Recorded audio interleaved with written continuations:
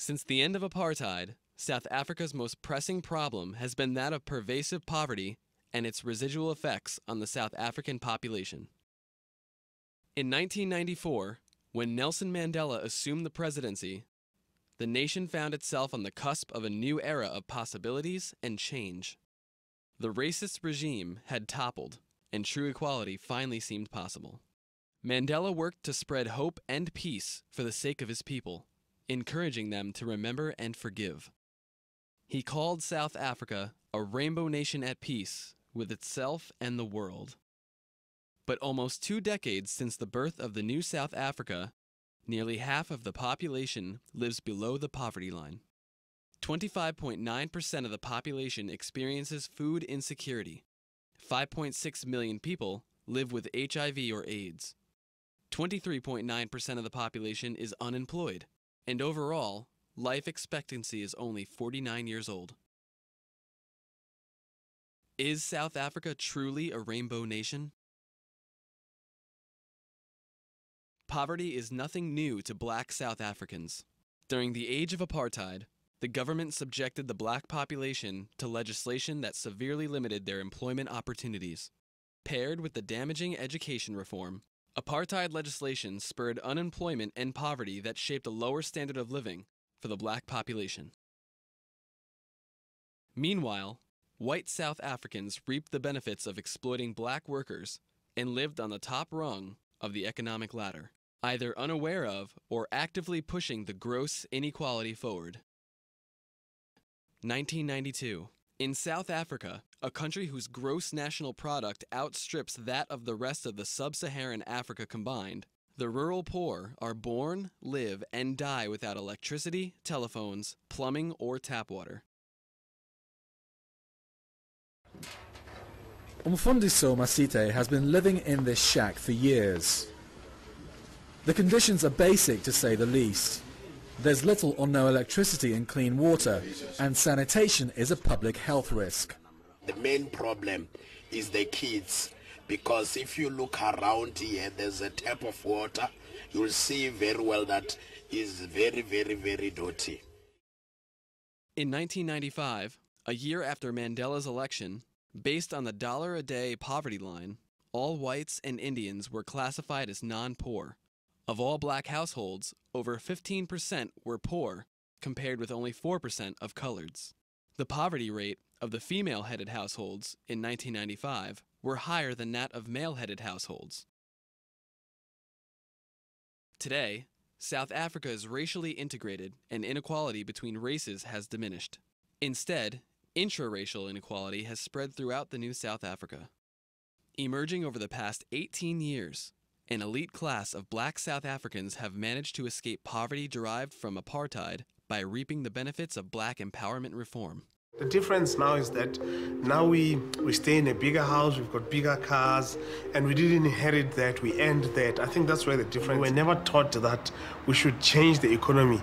The system taught us to be either a worker or a social worker, a policeman, the general worker. The system never taught us to be empower us. You know, they taught us that we need to be empowered. Because the majority of employment resides within the urban centers of South Africa, poor black South Africans flocked to the cities in hopes of finding work. Unable to afford housing within the city, they set up shacks on the outskirts. These shack communities often do not have running water or electricity and are rife with crime, substance abuse, prostitution, and other problems. The film Tsotsi, which takes its title from the main character's nickname, explores life in the shack communities through the perspective of a young gangster. In the film, Tsotsi and his gang commit crimes that target wealthy black South Africans. The issues of alcoholism, crime, violence, HIV or AIDS, the orphan population, and the lack of water and electricity are all present within the film.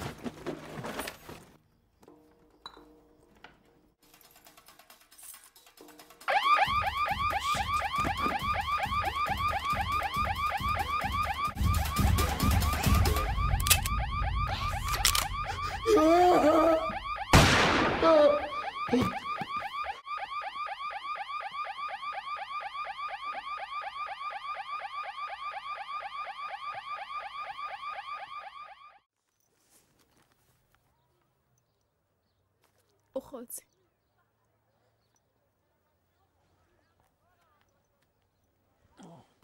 O tšhikisetse la. Me wa hae o kae?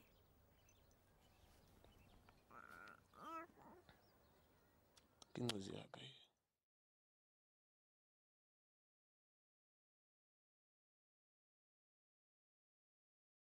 The government sees these communities as a tremendous problem, and in the years since their establishment, they have been targeting them for elimination.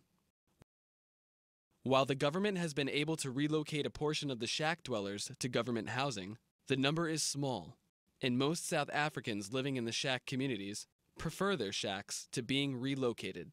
This is due to the fact that government housing resides far away from the urban centers, where public transportation does not reach. Although the housing may be only slightly better in the government towns, there is no means of making a living, no real community. Due to a lack of education and resources, HIV and AIDS has hit the poorer regions of the nation hard. People struck by poverty are less aware of how the disease works, and if they contract it, they are less likely to be able to treat it. As a consequence of the AIDS epidemic, orphanhood has become a huge problem, with an estimated 2.2 million children having lost their parents to AIDS. The ties between poverty and the HIV and AIDS epidemic are undeniable. The insecurity within the poor population of South Africa has fostered a great deal of xenophobia, which is mostly directed towards black African immigrants. In order to bolster their own identity, poor South Africans lash out violently against these immigrants. As Richard Rorty theorized, those in insecure situations create an identity which is bound up in who they are not. Rather than simply being a human being, they see themselves a certain good human being. In this case, South Africans establish a sense of themselves as good humans by dehumanizing those who come from other African nations. So, is South Africa a rainbow nation? It depends. Is the idea of a rainbow nation solely based on the legislation that implies the notion of racial equality? Or is it based on the realities of social and economic inequality? Because in the years since apartheid, du jour racial inequality has been replaced with de facto economic inequality. Perhaps calling South Africa in its current state a nation at peace with itself and the world would be to deny the nation's problems and would work against solving them. Or perhaps the idea of a rainbow nation is all that matters. Perhaps it is a necessary beacon of hope for South Africa's future, a goal to be reached. Either way, the importance of apartheid's end cannot be diminished. No one can deny that South Africa lies in apartheid's wake. Its wounds are still healing. Whether or not South Africa can be called a rainbow nation ultimately does not change the realities of poverty, disease, hunger, and violence.